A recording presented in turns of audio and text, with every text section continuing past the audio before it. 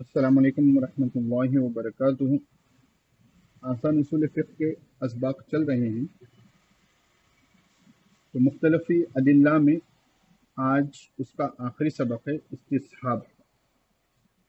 कल हमने कौल सहाबी देखा, उससे पहले इस्तिहसान देखा और भी दीगर जो मुख्तलिफ़ी अदिल्ला थे। तो गोया के आसान उसूल फ़िक़्ह के पहला हिस्सा जो है ना, दलाइल से रिलेटेड, वो आज इख्तिताम पज़ीर होगा इंशाअल्लाह। तो मुसन्निफ़ फरमाते हैं कि तगय्युर का कोई सबब पेश ना आने की वजह से साबिक़ा हुक्म के बरकरार रखने को इस्तिहसाब कहते हैं। देखिए, बड़ा अहम टॉपिक है, थोड़ा गौर से समझना और पूरा सबक सुनना। तगय्युर का कोई सबब पेश ना आने की वजह से साबिक़ा हुक्म के बरकरार रखने को इस्तिहसाब कहते हैं। बिल्कुल आसान है मौजूद,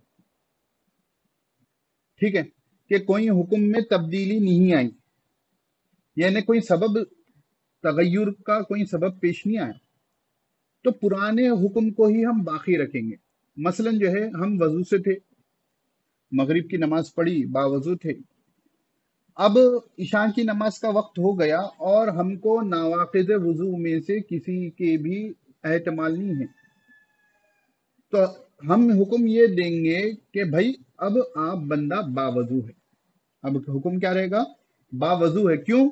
वजू के टूटने का, वजू के तोड़ने के जो नवाक़िद वजू हैं उसमें से कोई सबब पाया नहीं गया, तो लाजिम बात है कि ये बंदा क्या है? वजू से है। यही मुसन्निफ ने वही मिसाल दी है। कोई शख्स बावजू है और उसके वजू बाकी रहने में शक हो गया, तो वजू के बाकी रहने का हुक्म लगाया जाएगा। ठीक है, हनाबिला के नजदीक ये मुस्तकिल दलील शरई है। हनाबिला के नजदीक ये मुस्तकिल दलील शरई है। तो आसान उसूल फ़िक़्ह में बात चीज़ों को आप जहन में रखें कि कहीं पर हनाबिला के पास ये मुस्तकिल दलील शरई कहा गया, कहीं पर मालिकिया के यहाँ ये मुस्तकिल दलील शरई कहा गया है। तो ये बातों को आप याद रखना। हो सकता है कि इम्तिहान में पूछा जाए कि इस्तिस्हाब जो है किन के पास मुस्तकिल दलील शरई है, कौल सहाबी किन के पास मुस्तकिल दलील शरई है, या जो भी हो, जिन जिन में भी मुसन्निफ ने इसका जिक्र किया है उसको आप जहन में रखें। तो बात समझ में आ गई, बिल्कुल आसान है। इसी पर बहुत से मसाइल टिके हुए हैं। आपको मालूम है एक बड़ा मसला है मफकूदुल कब्र का, कभी नाम सुनेंगे? मफकूदुल कब्र बहुत मशहूर मसला है, नहीं सुने? मैं बताता हूँ मसला, वो भी इस्तिस्हाब से ही है। तो मैं ना मसला मतलब यहाँ पर मिसाल मतलूब है, मसला बताना मकसूद नहीं है, ठीक है। मफकूदुल खबर ऐसे बंदे को कहते हैं कि जो अपने शहर से, अपनी बस्ती से चला गया और उसकी कोई इत्तला नहीं कि वो जिंदा है, मर गया, कहाँ है, क्या है, कुछ भी नहीं। वी डोंट नो, उसके बारे में कोई इत्तला हम तक है ही नहीं। आज से चंद साल पहले चले जाए, 10-15-20 साल पहले, जब इंटरनेट वगैरह का जमाना नहीं था, तो लोग जाते थे बाहर काम करने, वहीं के हो जाते थे, मालूम ही नहीं होता था। अभी भी जो है कोई चला गया और कहीं पकड़ लिए, कोई उसको डाल लिए, कर लिए, तो भी मालूम नहीं होता। तो ऐसे बंदे को जिसकी कोई खबर नहीं है, मफकूदुल खबर कहेंगे। अब बताएं कि मफकूदुल खबर को मुर्दा तो नहीं बोल सकते? बोल सकते? नहीं बोल सकते, क्योंकि हम तक ये इल्म पहुंचा ही नहीं कि उसकी मौत वाक़ई हो गई है। तो हम उसको पुराने हुक्म पर बाकी रखेंगे कि एक स्पैन ऑफ टाइम तक हम उसको जिंदा समझेंगे। अब वो जिंदा है तो उसकी बीवी दूसरे से निकाह कर सकती है? नहीं कर सकती है, ठीक है ना। तो ये तमाम चीजें जो है इसी इस्तिस्हाब के जिम्मे आती हैं। फिर निकाह का मसला हुआ, लोग जाते थे, गुम जाते थे, या कहीं दूसरी जगह सेटल हो जाते थे बाहर जाकर, और यहाँ बीवियों को परेशानी होती थी, तो फिक़्ह मालिकी की रोशनी में अभी कुछ फतवा दिया गया है हिंदुस्तान में, ठीक है। तो मैं मसला यहाँ पर बता नहीं रहा हूं, लेकिन पुराने हुक्म को बाकी रखेंगे। लॉजिक भी यही कहती है, अकल भी यही कहती है कि पहले जो हुक्म था उसी को बाकी रखा जाएगा। हुक्म को तगय्युर उस वक्त तक नहीं करेंगे जब तक कि कोई तब्दीली वाज़े तौर पर हमको मालूम ना हो। अब मुसन्निफ दामद बरकातुम फरमाते हैं, इस्तिस्हाब की बुनियादी तौर पर तीन सूरतें हैं। इस्तिस्हाब की बुनियादी तौर पर तीन सूरतें हैं। नंबर एक, अशिया का असल हुक्म इबाहत को बाकी रखा जाए। देखिए, اگر کسی چیز کے بارے میں معلوم نہیں ہے کہ یہ مباح ہے یا ناجائز ہے یا جائز ہے تو اس کا اصل حکم شریعت میں کیا ہے؟ اباحت ہے، یعنی مباح ہونا۔ اس لیے اصول فقہ کا ایک جملہ ہے، ایک ٹرم ہے کہ جو ہے چیزوں میں اصل اباحت ہے، مباح ہونا، جائز ہونا۔ تو اشیاء کا اصل حکم یعنی اباحت کو باقی رکھا جائے جب تک کوئی دلیل ممانعت کی نہ آ جائے۔ جب تک کہ قرآن، حدیث، اجماع، قیاس سے کوئی ممانعت کی دلیل نہیں آئے گی، اگر کوئی نئی چیز پائی جائے گی تو ہم اس کو کیا کہیں گے؟ مباح کہیں گے۔ الاصل فی الاشیاء اباحت، اشیاء میں اصل چیز کیا ہے؟ مباح ہونا ہے، کیونکہ ارشاد ربانی ہے هو الذی خلق لکم ما فی الارض جمیعا۔ اللہ تعالیٰ فرماتے ہیں کہ وہی ذات ہے جس نے آسمان زمین میں جو ہے تمام چیزیں زمین کی تمہارے لیے پیدا کی ہیں۔ تو جب اللہ رب العزت نے ہمارے لیے تمام چیزیں پیدا کی ہیں تو تمام چیزیں کیا ہے؟ ہمارے لیے مباح ہے، تمام چیزیں ہمارے لیے کیا ہے؟ مباح ہے۔ لہٰذا اشیاء میں اصل کیا ہے؟ اباحت ہے۔ اشیاء میں اصل کیا ہے؟ اباحت ہے، مباح ہونا۔ اس کی مثال یہ ہے کہ اسباب راحت کو استعمال کرنا جائز ہے۔ اسباب راحت میں کیا آ گیا؟ سخت گرمی ہے، اے سی لگا رہے ہیں، اسباب راحت ہی ہے۔ صوفہ سیٹ لے لیے، اسباب راحت ہی ہے، ٹھیک ہے نا۔ قالین وغیرہ کو جو ہے آپ نے گھر میں بچھا لیا، یہ کیا ہے؟ اسباب راحت ہے۔ اچھے سے جو ہے آرام کرنے کے لیے، سونے کے لیے جو ہے بیڈ لے لیا، یا کیا بولتے ہیں اس کو، میٹرس وغیرہ لے لیا، یہ کیا ہے؟ اسباب راحت میں سے ہے۔ تو یہ کیا ہے؟ اصلاً جائز ہے۔ بس ایک شرط ذہن میں رکھنا، بشرط یہ کہ وہ اسراف کی حد میں داخل نہ ہو، ٹھیک ہے نا۔ اسراف کے اندر ہوگا تو جائز ہوگا، اور اسراف آپ کر دو گے تو وہ جائز نہیں ہوگا۔ اسی طرح مختلف ڈیزائن کے لباس پہننا، اسی طرح مختلف ڈیزائن کے لباس پہننا، ٹھیک ہے، یہ بھی کیا ہے؟ جائز ہے۔ اب وہاں پر بھی شرط وہ آ جائیں گی، شریعت کے حدود کا تعارض نے، شریعت کے حدود کو تجاوز نہیں کرنا۔ شریعت کے حدود کو کیا کرنا؟ تجاوز جب تک نہیں کہیں گے۔ اچھے ڈیزائن کے کوئی کپڑے پہن رہے ہیں تو جو ہے ان کو تانا دینا ہمارے لیے جائز نہیں ہے، اور ان کا وہ کپڑے پہننا جائز نہیں۔ اب کوئی تکبر کے لیے پہن رہا ہے تو انما الاعمال بالنیات، کوئی لوگوں کو دکھانے کے لیے پہن رہا ہے تو وہ ہے، لیکن کوئی زینت کے لیے پہن رہا ہے تو مسئلہ نہیں ہے، جب تک کہ وہ لباس بے ستری کا باعث نہ بنے یا وہ کافروں سے تشبہ کے دائرے میں نہ آئے، ٹھیک ہے۔ تو یہ دو کنڈیشن، اور اس کے علاوہ جو ہے نیتوں کی کنڈیشن آ جائے گی۔ بے ستری کا لباس، آج کل جو ہے پینٹس کیا ہو رہے ہیں؟ نیچے ہوتے جا رہے ہیں، مردوں کے ٹی شرٹ اوپر ہوتے جا رہے ہیں، نماز میں جاؤ گے سطر کھل جائے گا، تو یہ کیا ہو گیا؟ بے ستری کا باعث ہو جا رہا ہے۔ خواتین کے لباس میں آج کل کیا ہو جا رہا ہے؟ اکثر چیزیں کیا آ رہی ہیں؟ کٹ اسٹین لباس آ رہا ہے، چھوٹے بچیوں کو وغیرہ بھی پہنایا جاتا ہے، چھوٹے کیا بڑوں بھی پہن رہے ہیں۔ تو کٹ اسٹین آ جائے گا تو عورت کا سطر تو یہاں تک ہے نا، سارا جسم سطر ہے۔ یا جو ہے کٹ اسٹین نہ آئے تو جو ہے آستین کیا ہو رہے ہیں؟ نیٹ کے ہو جا رہے ہیں، تو وہ کیا ہو جائے گا؟ بے ستری میں آ جائے گا نا۔ تو ان چیزوں کا خیال رکھنا، یا کافروں سے تشبہ کے دائرے میں نہ، ٹھیک ہے نا۔ فلاں نے پہنا ہے اس لیے ہم پہن رہے ہیں۔ اور اسی طرح اگر خواتین کے معاملے میں آ جائے تو جو ہے مردوں سے مشابہت بھی نہ ہو، ٹھیک ہے، جینس ٹی شرٹ پہن لے رہے ہیں تو پہلے تو بے ستری بھی ہو جا رہی، ساتھ میں مردوں سے مشابہت بھی آ جا رہی، ٹھیک ہے۔ مرد حضرات کیا ہو رہے ہیں؟ اگر لباس میں ہی اگر اس کو ہم شامل کر لیں، کوئی کان میں بالی پہن لے رہا ہے، کوئی جو ہے گلے میں جو ہے چین ڈال رہے ہیں، کوئی جو ہے ہاتھ میں جو ہے کیا بولتے ہیں وہ شیوں کے، شیعہ کہہ رہا ہوں، سردار جی پہنتے نہیں کڑا جو ہوتا ہے، ہاں کڑا وغیرہ کا ٹائپ پہن رہے ہیں، تو یہ بھی اب ہم لباس میں اگر اس کو شامل کر لیں گے، یہ تمام چیزیں پھر جائز نہیں ہوگی، ٹھیک ہے۔ تو ان چیزوں کا خصوصی طور پر خیال رکھا جائے۔ یہاں تک بات کلیئر ہے؟ تو پہلا پوائنٹ کیا ہے؟ اشیاء کی اصل یعنی اباحت کو باقی رکھا جائے، یہ پوائنٹ ذہن میں رہنا۔ دوسرا ہے جن چیزوں میں کسی بات کا نہ پایا جانا اصل ہو۔ دیکھو پہلا کیا تھا؟ پایا جانا اصل ہو، دوسرا کیا ہے؟ نہ پایا جانا اصل ہو۔ ان میں اس کے عدم کو باقی رکھا جائے، جیسے ذمے کا بری ہونا اصل ہے، نہ کہ ذمے کا مشغول ہونا۔ کوئی بھی کسی کا ذمہ دار نہیں ہوتا نا، بری ذمہ ہوتا ہے انسان، اس لیے کسی دلیل کی عدم موجودگی میں انسان کو فارغ الذمہ مانا جائے گا۔ کیا بات ہے؟ ذمہ وغیرہ نہیں سمجھ میں آ مولانا؟ تو دیکھیں مثال دیکھ لیجئے، چنانچہ اگر ایک شخص دوسرے پر دین کا دعویٰ کرے اور دوسرا شخص اس سے انکار کرتا ہو تو اس دوسرے شخص کے مدیون ہونے کا حکم اس وقت تک نہیں لگایا جائے گا جب تک کہ اس پر دلیل پیش نہ کر دی جائے۔ دیکھو، ایک ہے زید، ٹھیک ہے، ایک ہے بکر، ٹھیک ہے۔ اصل کیا ہے؟ نہ زید کے اوپر بکر کا قرضہ ہے، نہ بکر کے اوپر زید کا قرضہ ہے، دونوں کسی کے اوپر کسی کا ذمہ نہیں ہے۔ اب ہوا یہ کہ زید نے آ کر دعویٰ کیا کہ بھائی بکر کو میں نے 10,000 روپے دیے ہیں، بکر مقروض ہے میرا 10,000 کا، ٹھیک ہے، بکر 10,000 کا مقروض ہے، اور بکر کہہ رہا ہے کہ نہیں بھائی میرے کو تو انہوں نے 1 روپیہ بھی نہیں دیا۔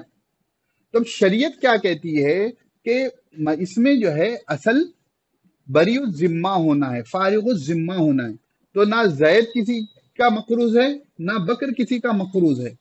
اب جب زید دعویٰ کر رہا ہے کہ بکر 10,000 دینا ہے، اور بکر کہہ رہا ہے کہ بھائی میرے اوپر تو زید کا کوئی قرض نہیں ہے، تب یہاں پر ہم بکر کی بات مانیں گے، الا یہ کہ زید گواہ یا ثبوت کہہ لیں، گوگل پے کیا تھا، اسکرین شاٹ لا دیا، ٹھیک ہے نا، آج کے زمانے میں ثبوت آن لائن پیمنٹ ہو جائے گا۔ تو جب تک کہ زید گواہ نہ لیں، تو اگر زید کے پاس کوئی گواہ نہیں ہے اور بکر مکر رہا ہے، تو زید اگر سچ میں بھی پیسے دیا ہوا ہے تو شریعت کی روح سے بکر کے اوپر زید کا ذمہ نہیں ہوگا۔ دلوں کا معاملہ، ایسے معاملات خدا کے پاس جو ہے تو پوچھ ہوگی، لیکن دنیا میں قاضی صاحب ثبوت کے اوپر فیصلہ کریں گے، ٹھیک ہے نا۔ تو یہ ہے اصل کہ بری الذمہ یا فارغ الذمہ ہو جائے۔ تو یہاں کیا کہیں کہ جب تک کہ اس پر دلیل نہ پیش کر دی جائے، اس لیے کہ اصل کیا ہے؟ براءت ذمہ ہے۔ اصل کیا ہے؟ براءت ذمہ ہے۔ تو پہلا کیا تھا؟ اباحت کا تھا، مباح ہونا، یاد رکھ لیجئے، ٹھیک ہے۔ دوسرا بری ہونا، ٹھیک ہے، بری ہونے میں قرض کی مثال اچھے سے یاد ہو جائے گی، یہ رکھیے، یاد رکھ لیجئے۔ اس میں مصنف نے دوسری مثال دی ہے، یہ جیسا کوئی بیوی شوہر کے خلاف دعویٰ کرے کہ اس نے اس کا نفقہ ادا نہیں کیا ہے، تو جب تک عورت ثبوت پیش نہ کر دے وہ شوہر بری سمجھا جائے گا۔ کیوں؟ اصل بری الذمہ ہونا ہے۔ چند سال ہو گئے، بیگم صاحبہ کی جو ہے شوہر سے لڑائی ہو گئی، یا بات چیت بند ہو گئی، یا جو بھی ہو گیا، انہوں نے کہا کہ ہمارے شوہر تو ہم کو نفقہ دیتے ہی نہیں ہے، میرا نفقہ کھانا پینا روٹی کپڑا مکان انہوں نے ادا ہی نہیں کیا۔ تو عورت جب تک ثبوت پیش نہیں کرے گی کہ دیکھیے یہ سال ایسا گیا، یہ مہینہ ایسا گیا، کچھ مطلب جو بھی ہو ثبوت ہو، تب تک جو ہے شوہر کو ہم ذمہ دار نہیں مانیں گے، بری الذمہ مانیں گے۔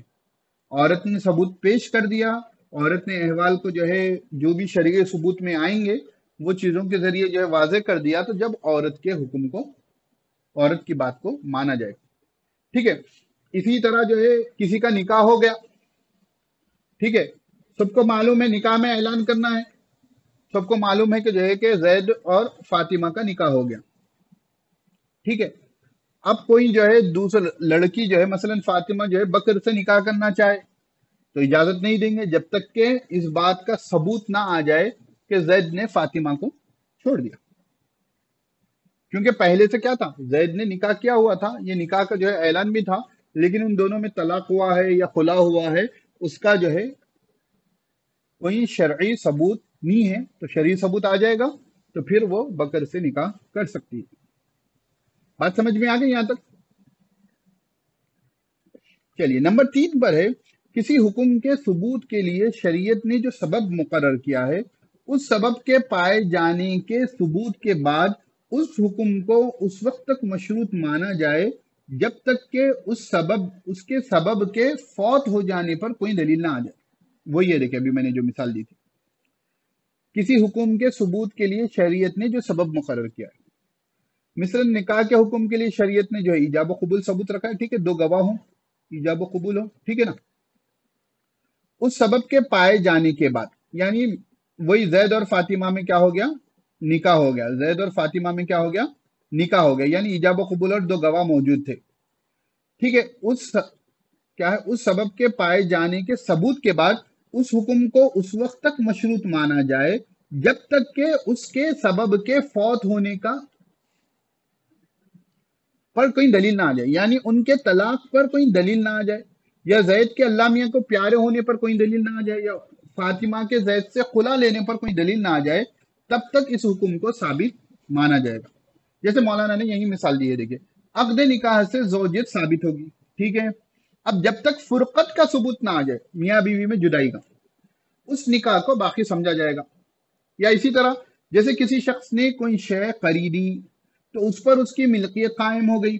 अब अगर कोई दूसरा शख्स दावा करता है कि वो शय मज़कूरा शख्स की मिल्कियत में नहीं है, तो जब तक वो उसको साबित ना कर दे वो शय उसकी मिल्कियत समझी जाएगी, ठीक है। ये जमीन है सपोज थोड़ी देर के लिए, ठीक है ना, जैद ने इसको खरीद लिया, या घर है, घर को जैद ने खरीद लिया। बकर ने आकर दावा कर दिया, बकर ने आकर दावा कर दिया कि ये जो घर है ना ये जैद का नहीं है, ये घर जो है जैद का नहीं है। तो जब तक बकर उस पर दलील ना पेश कर दे कि भाई ये घर जैद का नहीं है, या जैद का था, जैद ने मुझे बेच दिया या किसी को बेच दिया, तब तक ये घर जैद का माना जाएगा। लिहाजा इस्तिहसाब बड़ा अहम है। इस्तिहसाब जो है बहुत से मसाइल में काम में आता है।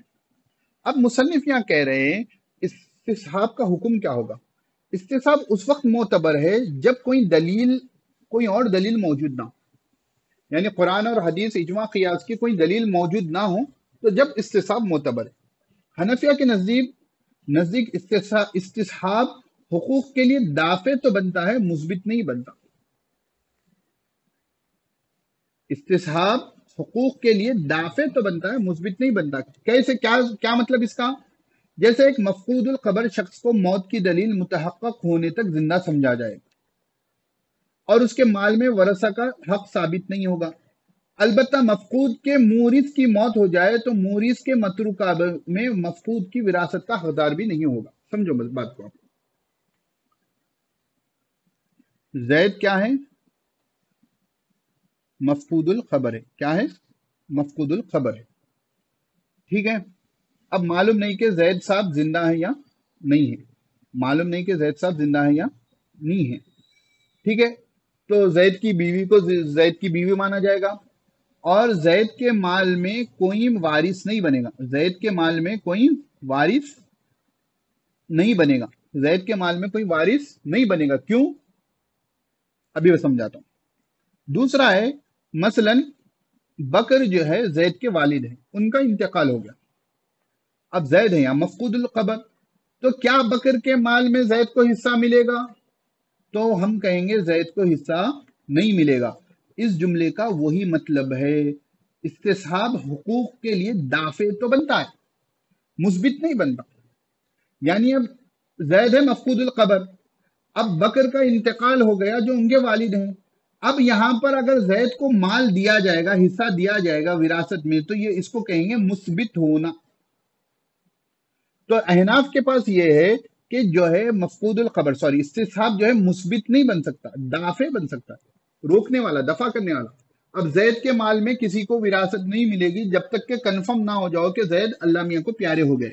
तो यानी ये दाफे बन रहा है, रोकने वाला बन रहा है। उसके जो बीवी बच्चे हैं उनको विरासत में हिस्सा नहीं मिल रहा। क्यों? जैद के बारे में कंफर्म नहीं है कि वो गए या नहीं गए अल्लाह मियां के पास।